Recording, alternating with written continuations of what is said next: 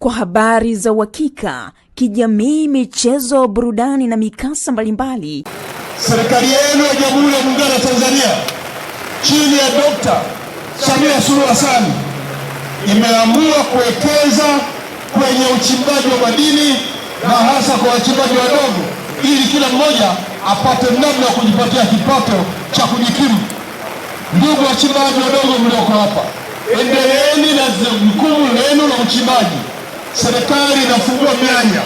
Moja, tumeamua maeneo yote ya madini yaliyochukuliwa leseni na watu kwa muda mrefu na wafanyii kazi, serikali inanyang'anya maeneo hayo na kupima upya na kugawa kwa wachimbaji wadogo.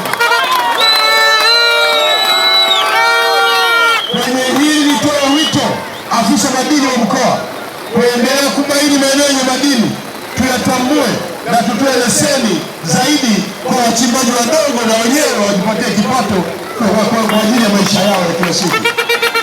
Mbili, wachimbaji wadogo, serikali imenunua mitambo 15 itakayoisambaza kwenye maeneo ya wachimbaji. Mitambo hii ni ya kuchenjua kwa ajili ya wachimbaji wadogo.